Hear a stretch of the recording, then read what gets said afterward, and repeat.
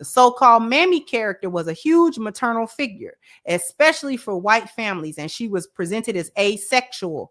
Goldman said the focus was on her mothering skills. Now, I thought it was interesting how they brought up the Mammy trope.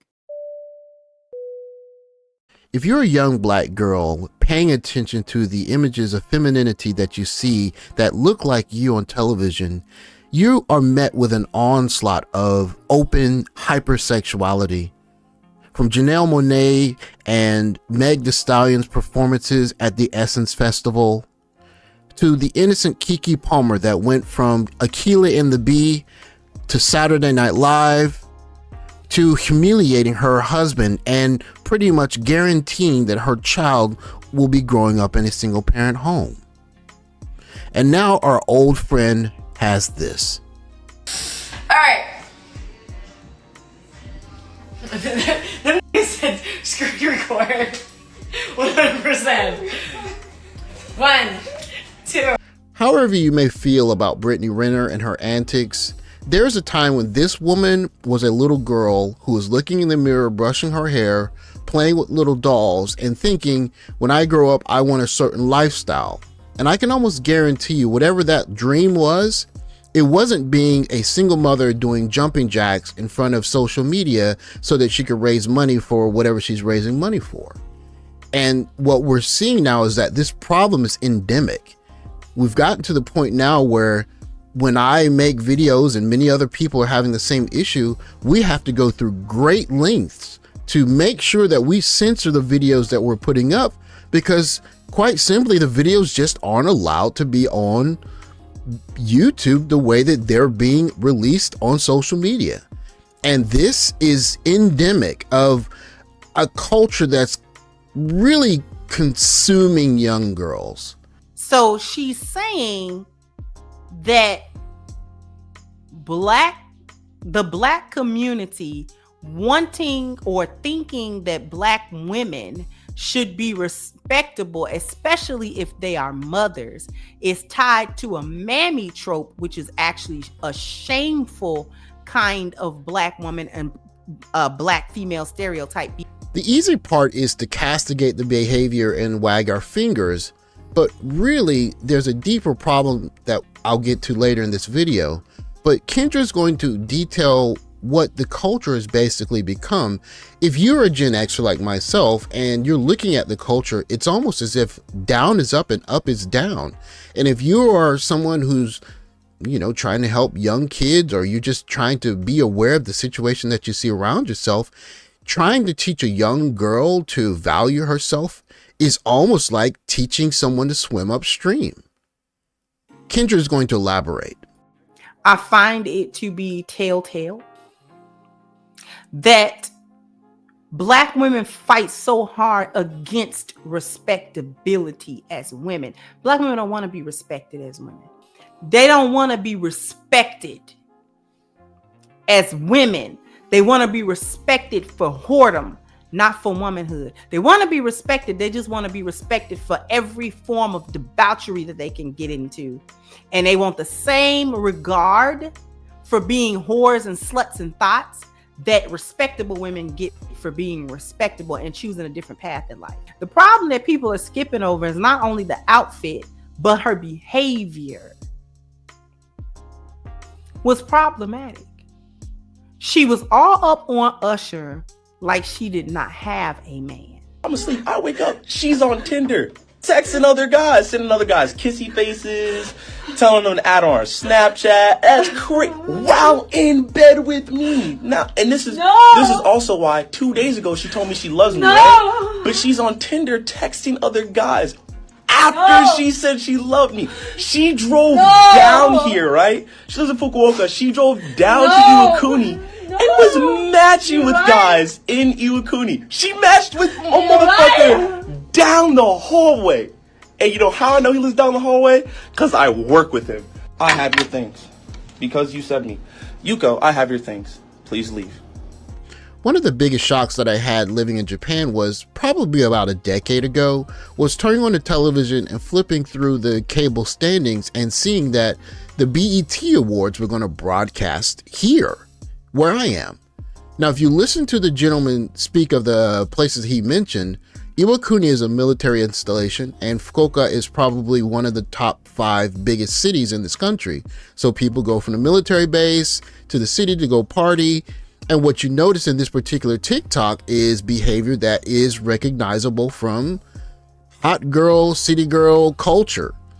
And it could possibly be a skit. I don't see how it is a skit because he seems extremely genuine. But that point aside, there is a level of culture creep, and a lot of cultures are being encountered with cultural norms or practices from Western culture, and specifically the Black culture that we are aware of.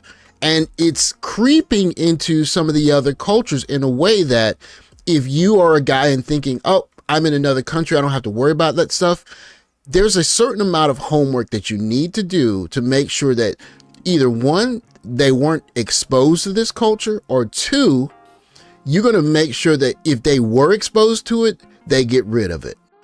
Passport Bros will have to admit that culture creep is spreading faster with the internet and with social media than you can calculate in terms of your own logic. So even if immediately you're not dealing with a woman who's dealing with twerking or, you know, going to clubs listening to Nicki Minaj songs and, you know, going crazy, you may have to deal with that calculus when you have children. Because when your children become of age, they're going to not just be watching TikToks of Glorilla and Meg Thee Stallion. They're going to be watching TikToks of their own compatriots, people from their own country twerking. And the only way to really combat that is to have someone that's on your team culturally. That, of course, means you're going to have to do more work than just she's really cute and she's real nice to me and things like that. Because if she thinks, oh, it's just cute, it's not a big deal, as opposed to stomping it out from the beginning, you might be dealing with in 15, 20 years what people in America are dealing with right now. There are 2 parts of the Keke Palmer saga that I think are very sad in the long run. The first part, of course, is that there's a 4-month-old child who most likely is not going to make it in terms of having an intact family, because if this is happening 4 months into his being born, her being born, then that family's got a lot of work to do to get to stability. But here's the second problem. The second problem is that not just is this showing a lot of young girls what their future might be like in terms of the culmination of whatever this modern day freedom is, but those young girls who are daughters, possibly even our daughters, are going to look at this and think, is this the pinnacle of what I can be? Is to be a baby mother who's getting serenaded on stage by a popular singer and have the world talk about me on social media for a couple of days? Is that the pinnacle of my existence? Because in this particular media world that we're living in, it is the pinnacle of existence. She is the queen of the ball. She's the Cinderella of social media, at least for a couple of weeks, because everyone's talking about her.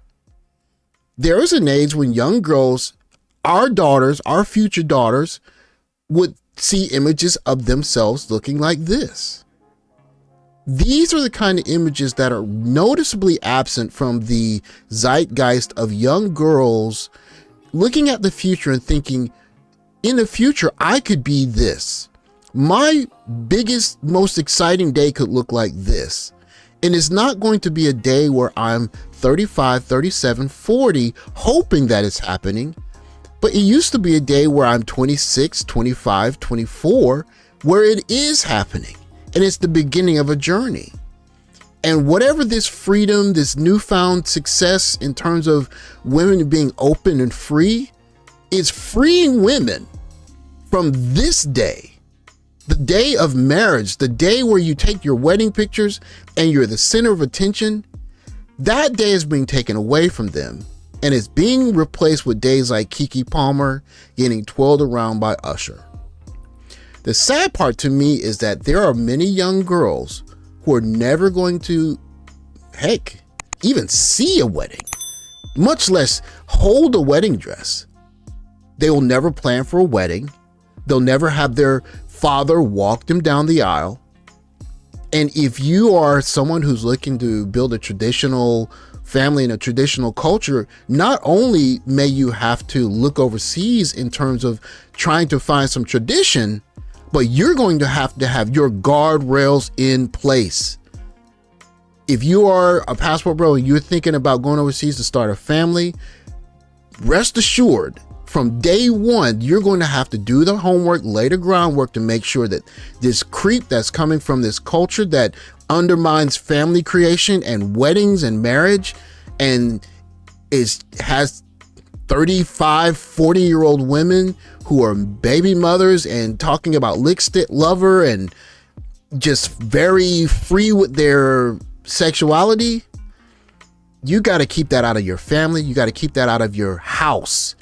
And you got to do that from day one, gentlemen. Be aware, because it is creeping, and it's creeping faster than you understand.